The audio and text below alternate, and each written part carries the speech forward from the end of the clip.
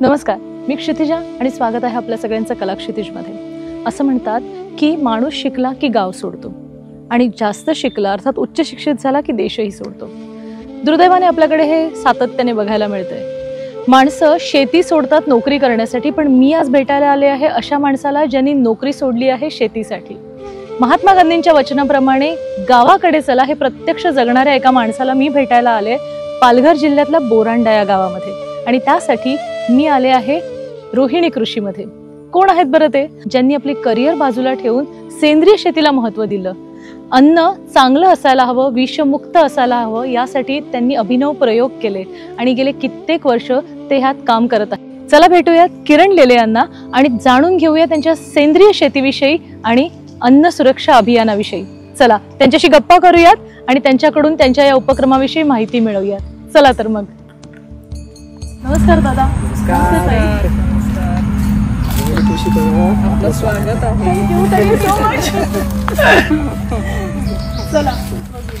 बँकेतली उच्चपदस्थ स्थिर स्थावर नोकरी आणि शहरातलं सुखवस्तू आयुष्य सोडून मूळ गावात परत येऊन पारंपरिक पद्धतीने रसायनमुक्त सेंद्रिय शेतीकडे वाटचाल करत ग्रामविकास गोधन यात यशस्वीरित्या कार्यरत राहून स्वतःचा स्वतंत्र ठसा उमटवणाऱ्या किरण लेले आणि मेधा लेले यांच्या जिद्दीची, कष्टाची आणि यशाची ही कहाणी जाणून घेऊयात त्यांच्यासोबतच कला क्षितिजमध्ये. नमस्कार दादा. नमस्कार. तुमचं खूप खूप मनापासून स्वागत आहे कला क्षितिजमध्ये. धन्यवाद. माझा पहिला प्रश्नच आहे दादा की तुमची इतकी छान नोकरी होती, तुम्ही उच्चपदस्थ नोकरी सोडून पुन्हा एकदा गावाकडे आपल्या मूळ जिथे आपण म्हणतो की आपली नाळ जिथे गुंतलेली आहे तिथे ह्या गावात आलात आणि इतकं छान शेतीचं काम करताय. ह्या मागची प्रेरणा काय होती? खरं म्हणाल तर यामागचा आमच्या आईचा इतिहास आहे की 40 वर्ष तिने इथे शेती केली. अच्छा. त्यामुळे आमची जी नाळ आहे ती एकदम पक्की होती त्यातली. अच्छा. कारण लहानपणापासून शेतात वावरणं, डोंगरात फिरणं, आंब्याच्या झाडावर चढणं, आंबे काढणं हे सगळं सहज होतं. गाय वासरांचं दूध काढणं, त्यांच्याबरोबर खेळणं ते खूपच सहज होतं. त्यामुळे माझं भाग्य मी म्हणतो की मला वयाच्या 28 वर्षात मी शेतीमध्ये आलो. जरी नोकरी करत असतो तरी पण सुरुवात माझी वयाच्या 28व्या वर्षापासून झाली. त्यामुळे आम्ही प्रथम थोडीशी आंब्याची झाडं लावली, साग लावला, भाजीपाला लावला, अशी त्याची सुरुवात झाली. पण हे कन्व्हेन्शनल फार्मिंग आहे, त्यामुळे तेव्हा एवढी कल्पना नव्हती की तेव्हा नक्की काय करायचं असतं, कसं करायचं असतं. त्यामुळे लोक जे सांगत होते त्याप्रमाणे करत होतो. त्यामुळे केमिकलचा वापर त्याच्यामध्ये करत होतो. आणि हे करता करता तसं पुढे अशी नाळ पक्की झाली की कधीतरी आपण तिथे जायला हवं आणि तिथे गेलो तर ते अधिक चांगलं होईल अशी त्याची हे झाली. त्यामुळे एक 12 वर्षाचा बँकेतला प्रवास, मग एक 1.5-2 वर्ष फार्मा मशीनमधला प्रवास, फ्रीलान्सिंग केलं सिस्टीम आणि फायनान्समध्ये. तेव्हा कुठेतरी असं पक्क वाटत होतं. तशी सौंची पण साथ होती की आपण जायला हवं कधीतरी. तर कधी जायचं असं ठरायचा हेतू होता. त्यामुळे मग मोठ्या मुलीची 10वी झाली की आपण तिथे शिफ्ट होऊ. आणि मग तिथपर्यंत तो प्रवास तसा शिकतच करत गेलो होतो की कन्व्हेन्शनल फार्मिंग आधी सुरूच होतं. पण ते सगळं करताना त्याचा अभ्यास थोडा सुरू झाला होता. म्हणजे यशवंतराव चव्हाण मुक्त विद्यापीठात 2 वर्ष त्याचा अभ्यास केला. पण तो अभ्यास करताना लक्षात आलं की हे सगळं केमिकल आहे आणि खरंच आपल्या आरोग्याला ते किती घातक आहे त्याचा हळूहळू अभ्यास केल्यानंतर सांगितलं जातं. म्हणजे तिथे सांगताना त्याची चांगली बाजू सांगितली जाते केमिकल फार्मिंगची, पण वाईट बाजू तिथे दाखवली जात नाही. कुठेही म्हणजे आता दुर्दैवाने असं म्हणावं लागेल की पूर्ण भारतमध्ये 1-2च कृषी विद्यापीठात तिथे सेंद्रिय अभ्यासक्रम आहे. नाहीतर तो आत्ताही अभ्यासक्रम नाहीये. हे आपलं दुर्दैव आहे त्यातलं, त्या सगळ्या ह्याच्यातलं. त्यामुळे त्याची काय म्हणतात अन्न सुरक्षा या विषयाशी अधिक अभ्यास सुरू झाला. मग त्या दृष्टीने सुरुवात झाली. मग त्याला मूलभूत काय लागतं तर शेण लागतं असं पहिल्यापासून जे ऐकत आलो की बाबा शेण लागतं. तेही आमच्याकडे पहिल्यांदा गोधन होतं, पण आता तेव्हा काही नव्हतं. तेव्हा बाहेरून शेणखत आणणं सुरू झालं आणि मग 2005 पासून असं ठरवलं की आता केमिकलला स्पर्श करायचा नाही. अच्छा. त्यामुळे अगदी काय म्हणतात खूप वेगवेगळं त्याचं वर्गीकरण करण्यापेक्षा आम्ही एका लाईन मध्ये म्हणतो की बाबा विषमुक्त शेती करण्याचं ठरवलं. त्यामुळे अगदी आपल्या स्वप्नात पण त्याच्यात केमिकल टाकायचं नाही एवढा पक्का निर्धार केला. म्हणजे केमिकलला तुम्ही विष हा शब्द वापरलेला आहे. यावरून या मागचा कॉन्सेप्ट काय किंवा यात तुमचे कोणी गुरु कुणाला तुम्ही फॉलो करता आहात ज्याच्यातनं हा सेंद्रिय शेतीचा विचार तुम्ही केलात आणि तो प्रत्यक्षात आणण्यासाठी बरेच कष्टही आहेत कारण जे तुम्हाला घ्यावे लागले त्याविषयी? असं म्हणतात तर गुरुचरित्रामध्ये 27 गुरु आहेत, पण तरी पण काही गुरु असतात की ते पूजनीय असतात. तसं पहिल्यांदा सुरुवात करताना माझा मित्र एक भालचंद्र परब म्हणून होता. तो BSc हॉर्टिकल्चर झाला होता, पण त्याचा कल्ट मात्र या सेंद्रिय शेतीकडे होता त्या सगळ्या. त्यामुळे त्याच्यापासून ती सुरुवात झाली थोडीशी. तसं म्हणाल तर ह्याला मध्ये दिलीपजी भेटले. दिलीपजींकडे आमचा सहकुटुंब प्रवास झाला. दिलीपजी कुलकर्णींच्या घरी राहिलो होतो. ते आणि त्यांच्या सौ पर्यावरण या विषयावर प्रचंड काम करतात. त्यामुळे प्रत्यक्ष काम करत नाही तर प्रत्यक्ष जगतात ते पर्यावरण. त्यामुळे त्यांचं निसर्गायण हे पुस्तक आहे, अतिशय अप्रतिम पुस्तक आहे की जे सेंद्रिय शेती किंवा ह्या सगळ्या विषयावर अगदी कनेक्ट आहे तो. त्यामुळे त्याचा अभ्यास सुरू झाला. ते करता करता राजेंद्र भट हे सेंद्रिय कृषी भूषण असं महाराष्ट्र शासनाचा त्यांना विभागीय पुरस्कार मिळाला. त्यांच्याशी ओळख झाली. त्यांनी त्यांची 5 एकराची वाडी दाखवली आणि ते बघितल्यावर ते अपील झालं की करायचं तर हे असं मॉडेल काहीतरी करायला हवं. पण त्यांनी एक आवर्जून सांगितलं की हे करताना तुम्ही कॉपी पेस्ट करायचं नाही, आपली स्वतःचं आहे ते त्यातलं ज्ञान आहे ते वापरलं पाहिजे. त्यामुळे ते करताना शेती कशी शिकायची तर आधी तुम्ही विचार करा त्याचा, तुम्हाला काय करायचं हे नक्की करा. अरे वा. ते समजून घ्या आणि मग प्रत्यक्ष कृती करा. कारण आता प्रत्येक वेळेला आधी कृती केली जाते आणि मग सगळं त्याच्यावर विचार केला जातो. त्यामुळे एक्झॅक्ट उलटं त्यांनी करायचं शिकवलं. त्यामुळे त्याचा अभ्यास वाढला आणि मग अभ्यास वाढल्यामुळे त्याची चव पण लक्षात आली. म्हणजे पहिल्यांदा तर चवही माहित नव्हती सेंद्रिय म्हणजे काय. म्हणजे 10 पदार्थ असले तर त्यातली खरंच सेंद्रिय कशी शोधायची.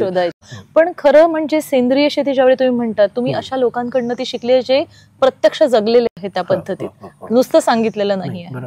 तर मग हे करताना, हे इम्प्लिमेंट करताना काय काय प्रॉब्लेम्स आले आणि तुम्ही कसं त्याच्यावरती स्वतःला, कारण प्रत्येक विभागातली शेती, तिथलं वातावरण आणि ह्या दृष्टिकोनातनं शेतीचा एक प्रकारे तो ट्रायल अँड एरर आणि रिसर्चच आहे. आपण ते म्हणताना म्हणतो हे भौगोलिक आहे, भौगोलिक आहे, रिजनल आहे आणि ओरिजिनल झालं पाहिजे. बरोबर. त्यामुळे त्या अनुषंगाने तिथे होणारीच शेती केली पाहिजे.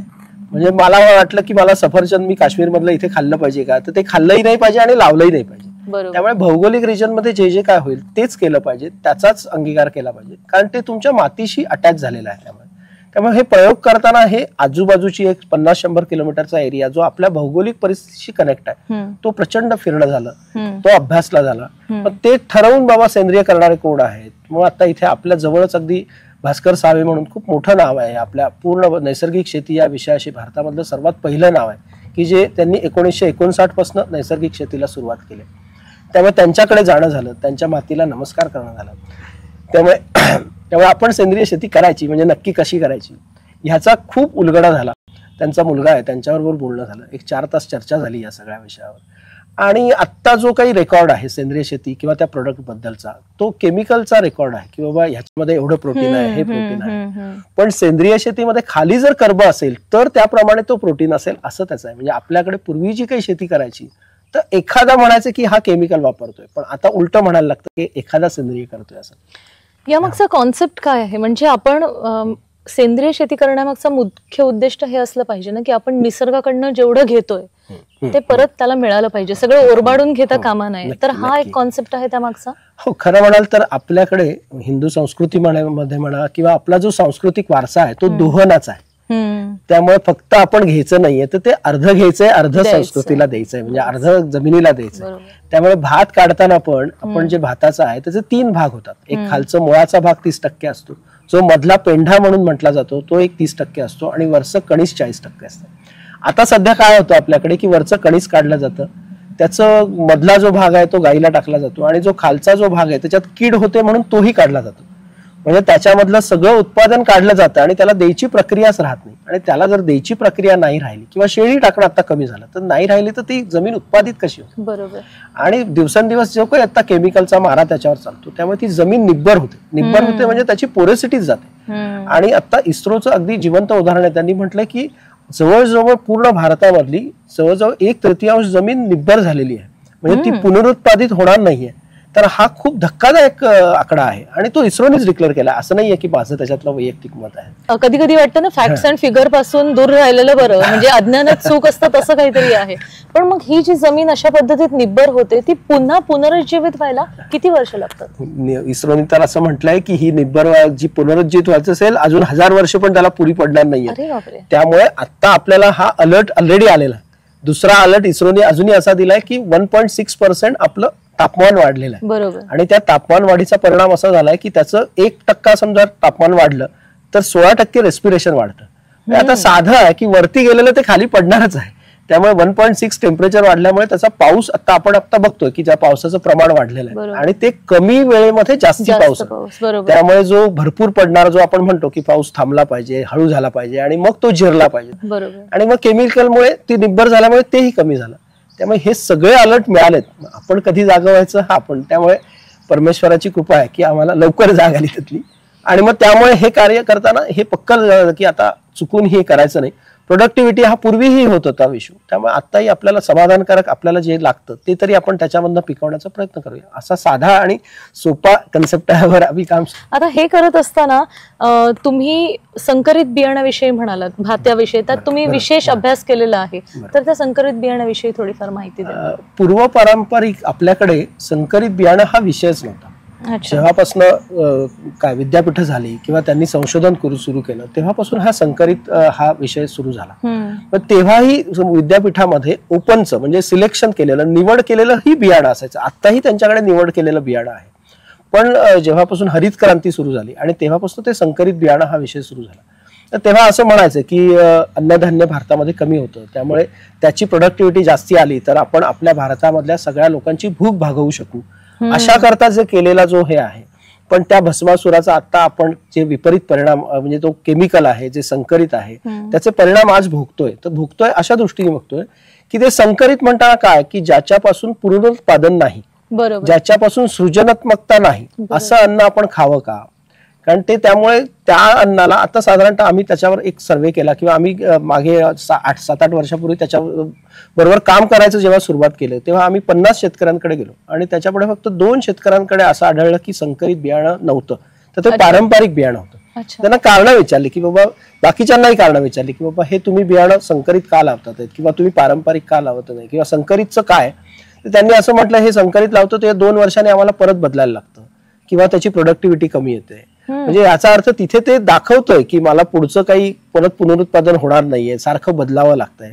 पण तेच जे पारंपरिक आहे त्यांच्या इथे असा कुठलाही भ्रम आढळला नाही. ते म्हणाले आम्ही 50 वर्ष काय गेले, 100 वर्ष आमच्याकडे हे बियाणं आहे आणि त्याचं पुनरुत्पादन होत आहे. त्याच्यातलं जेनेटिकल इम्प्रुव्हमेंट म्हणताना चांगलं सशक्त जे रोप झालेलं आहे ते निवडायचं, त्याचं बियाणं निवडायचं, म्हणजे त्याला सिलेक्शन पद्धत किंवा निवड पद्धत असं म्हणतात, ते करायचं आणि मग ते पुढच्या वर्षी लावायचं. आपल्या इथे तशी शेती संशोधन केंद्र आहेत किंवा इथे बायफ म्हणून पण जव्हारमध्ये केंद्र आहे, त्यांच्याकडे जवळजवळ एक 400-450 भाताच्या पारंपरिक बियाणं प्रिझर्व केलेलं आहे. तर मग त्याच्यामधलीच आपण एक 7-8 जाती इथे आणल्या होत्या आणि ते आणताना असा कन्सेप्ट ठेवला होता की ते आणल्यानंतर आपल्या जमिनीला पण मॅच होतात की नाही. कारण जव्हार हा वरती डोंगराचा भाग आहे, आपल्याकडे म्हणजे सखल जमीन नाही तर समतल जमीन आहे, तर त्या जमिनीमध्ये कसं होतंय. त्यामुळे दरवर्षी आपण किमान एक बियाणं 3 वर्ष तरी ते लावतो आणि मग सातत्याने त्याची प्रोडक्टिव्हिटी कशी येते, काय येते, त्याच्यानुसार मग ते बियाणं इथे आपल्याकडे जमिनीला मॅच होतंय की नाही, त्याची प्रोडक्टिव्हिटी कशी आहे, त्याची काडी कशी आहे, त्याची पडते की नाही, गाय वासरांना ती खायला कशी आहे, त्यामुळे त्याचा मागचा भाग आहे किंवा तो तांदूळ फुलतोय कसा, हे कसा, त्या सगळ्याच त्याची म्हणजे अगदी 56 कॅरेक्टरच आहेत. पण आपल्याला किमान शेतकरी म्हणून 10 तरी कॅरेक्टर माहित आहेत का, तर ती जाणून घेऊन त्याप्रमाणे त्याच्यावर काम करायला सुरुवात केली आणि आज आपण एक 4 जाती तरी अशा इथे आहेत की त्या आपण एक्सपेरिमेंट करून तुम्ही ज्या योग्य वाटल्यात त्या 4 जाती तुम्ही सध्या त्या आता कंटिन्यू केल्यात आणि 1-2 जाती आपण दरवर्षी नवीन आणतो, म्हणजे त्या एक्सपेरिमेंट करतो की बाबा ह्या 3 वर्ष ठेवायच्या आणि मग त्याच्यामध्ये चांगल्या जाती निवडून आणि मग त्याचं संवर्धन करणं असं आता केलेलं आहे. त्यामुळे पण मग आपल्याकडे असं सरासरी कुठल्याही गोष्टीमध्ये त्याचा निकष लावायचा तर किती प्रोडक्शन येणार, म्हणजे ह्या जमिनीमध्ये ह्या बियाण्यांपासून किती प्रोडक्शन येणार याच्यावरतीच आपण त्या गोष्टीचं प्रमाण मानतो. मग सेंद्रिय शेती करत असताना तुम्ही काय त्याला प्रमाण लावलेली आहेत किंवा त्याचं उत्पादन क्षमता सेंद्रिय शेती केल्यामुळे कमी होते, जास्त होते, कशा पद्धतीने तुम्हाला अनुभव? खरं म्हणजे आपण एवढा त्या जमिनीवर आतापर्यंत अत्याचार केला, मीही केला. म्हणजे 2005 पर्यंत मी तुम्हाला म्हंटल की आपल्याकडे केमिकल आपण वापरत होतो आणि त्याच्यानंतर आपण हा सगळा ट्रान्सफॉर्मेशन केला. त्यामुळे त्या जमिनीलाही वेळ द्यायला पाहिजे सुधारायला त्या सगळ्या ह्याच्यामध्ये. आणि आपण हे सगळं आता साधारणतः 2015 पासून सुरू केलं बरंचसं भातावरचं काम. त्यामुळे आता बऱ्यापैकी त्याची प्रोडक्टिव्हिटी, आता समजा संकरित बियाणं आहे तर त्याची प्रोडक्टिव्हिटी म्हणताना असं म्हणतात की 1 एकराला साधारणतः 21 क्विंटल 22 क्विंटल किंवा 24 क्विंटल पर्यंत जातं. तेच हे जे सेंद्रिय बियाणं आहे त्याचा साधारणतः एक 12 क्विंटल पर्यंत उतारा जातो, त्याचा म्हणजे प्रोडक्टिव्हिटी जातो.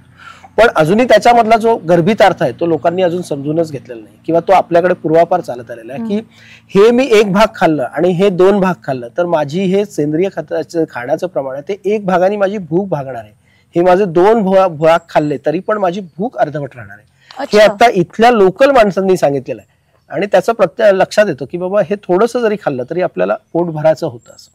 त्यामुळे प्रोडक्टिव्हिटी कशावर बघायची, फक्त नुसत्या व्हॉल्यूमवर बघायची की त्याच्या पौष्टिकतेवर बघायची, हाही बघण्याचा मुद्दा आहे त्याच्यामधला. Very nice.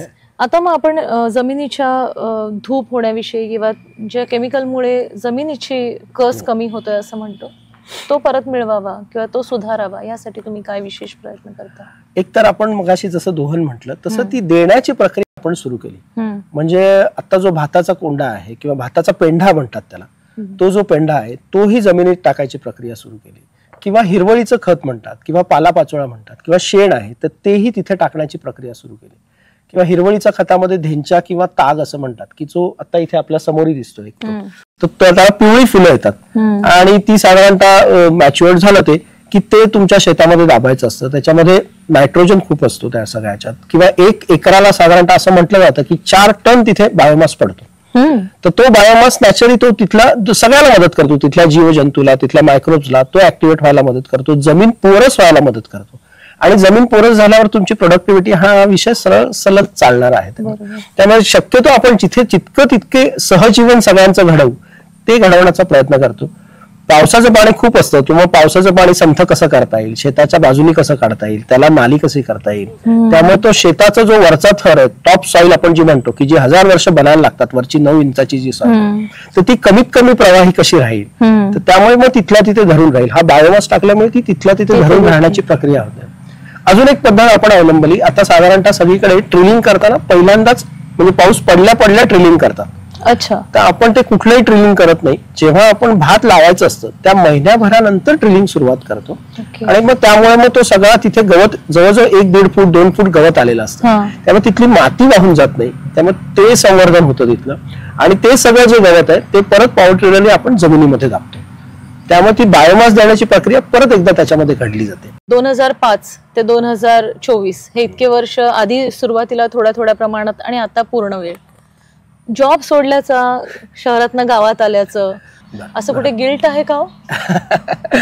मुळात तुम्ही जेव्हा निसर्गावर जातात ना, जवळ जाताना निसर्गाच्या, तेव्हा हा गिल्ट हा विषय निसर्ग तुम्हाला एवढं भरभरून देत असताना फक्त त्याचा आपली रिसिव्हिंग पॉवर किती स्ट्रॉंग आहे ना त्याच्यावर अवलंबून असतं. म्हणजे हे सगळं करताना मी आईला बघितलंय माझ्या. आणि सुख, समृद्ध, ऐश्वर्य, संपन्नता ही कशात मोजायची ह्याचे प्रमाण ठरलेले. एक्झॅक्टली. म्हणजे सुखाची व्याख्या काय आहे ती आधी डिफाईन केलेली असली पाहिजे. नक्की. आणि ह्या सगळ्याचा आधार म्हणजे आम्ही यायचं जे आहे ते मुळात कुटुंब आहे. त्यामुळे माझी सौभाग्यवती म्हणाली नसती हो तर आम्ही नक्की आलो नसतो. तो दोघांचा निर्णय होता. म्हणजे मी असं म्हणणारच नाही, माझी त्याच्यात सहमती जास्त होती सुद्धा, कारण करिअर वगैरे ह्या गोष्टींच्या दृष्टीने. हा, तोही त्याच्यामधलाच. म्हणजे त्या अनुषंगाने पुढे येणारे एक प्रश्नच होते त्यातले. म्हणजे सौभाग्यवतीने हो म्हटलं, मग आम्ही कधी जायचं अशा विषयाशी ते थांबलं. गाणं मग साधारणतः मोठ्या मुलीचं 10वी झालं की आपण जाऊ. त्यामुळे 10वी झाल्यावर अगदी आम्ही 4 दिवसात इथे ट्रान्सफर झालो. त्याच्या अगोदरचाही प्रवास त्याच्याशी थोडासा कनेक्ट आहे की आम्ही दर मे महिन्यात आम्ही इथे 1-1.5 महिना राहायला यायचो. त्यामुळे बऱ्यापैकी आम्ही इथे रुळलो होतो, पण वर्षभर कधी राहणं झालं नव्हतं. त्यामुळे 2016ला आम्ही इथे आलो आणि ते सगळं करताना काय करायचं हेही थोडंसं आधी प्लॅन केलं होतं.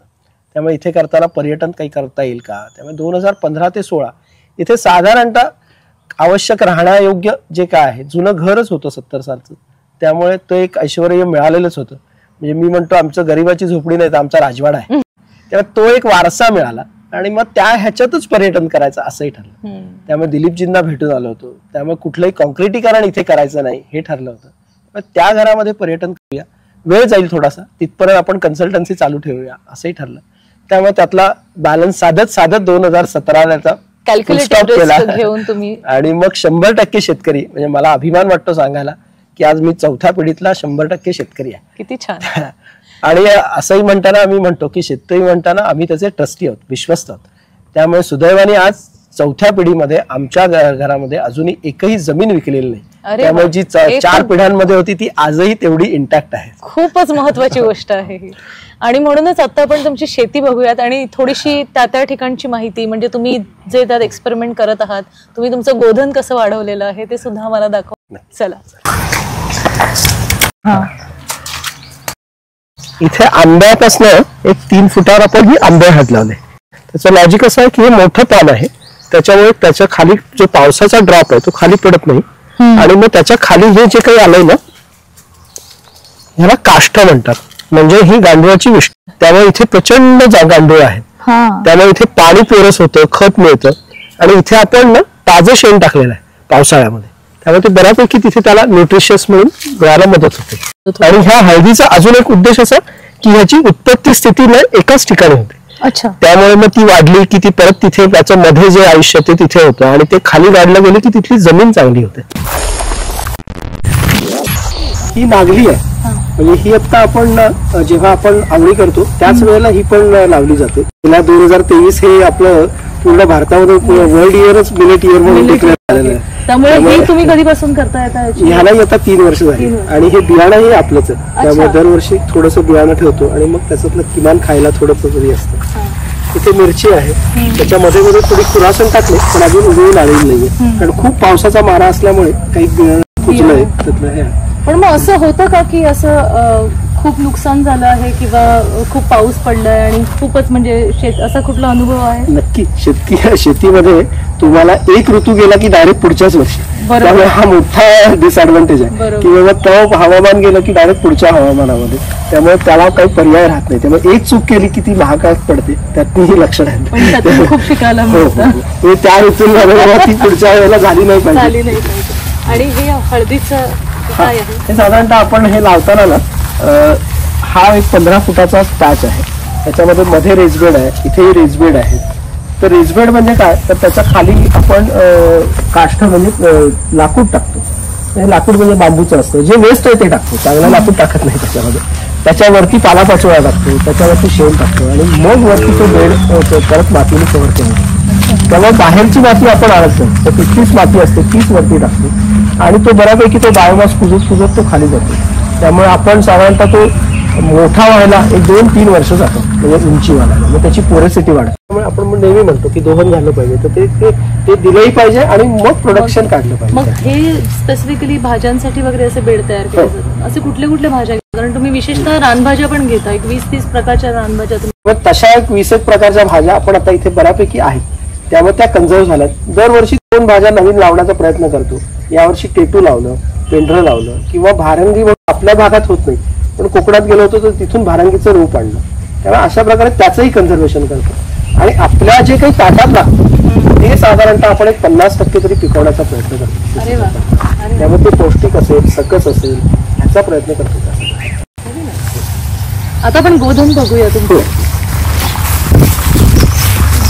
आता ही आपली आहे ना, ही 3री पेडिग्री आहे. अच्छा. हा, हे आपण 2011ला गाय वासरू आणली, तेव्हा एक गाय वासरापासून सुरुवात केली आणि मग त्याच्या शुद्धतेवर, त्याचा गोवंश सुधार असं जसं म्हणतात तसं त्यातला नंदी बदल होणार नाही ह्याची सगळी काळजी घेतो.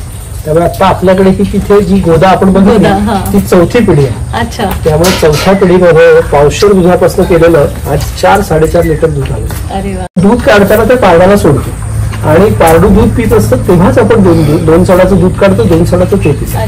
त्यामुळे त्याचं वात्सल्य गायचं एकदम भरभरून आलेलं असतं, ते त्याला चाटत असतं आणि मग आपण दूध काढतो. त्यामुळे गाय अगदी 100% पाना सोडतो. म्हणजे आता ती इंजेक्शन द्यायची पद्धत आहे, त्यामुळे त्याचे कंट्रोलच जातात त्या दूध देण्यावरचे. त्यामुळे हे आपण म्हणतो हे समाधानाचं दूध आहे.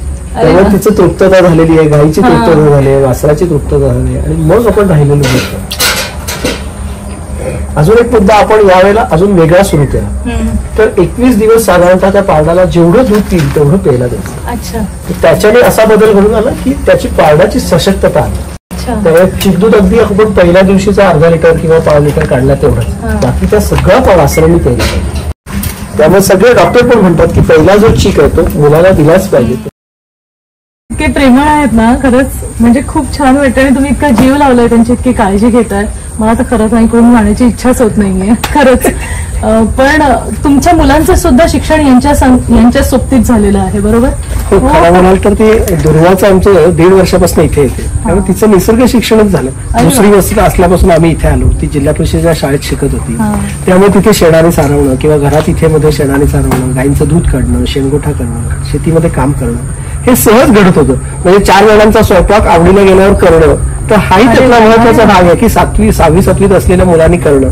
हे आपल्या इथे अप्रूप शहरात मध्ये म्हटलं जातं, पण हे जनजीवनामध्ये खूप कॉमन आहे त्यातलं. त्यामुळे त्याचा आनंद खूप मोठा आहे.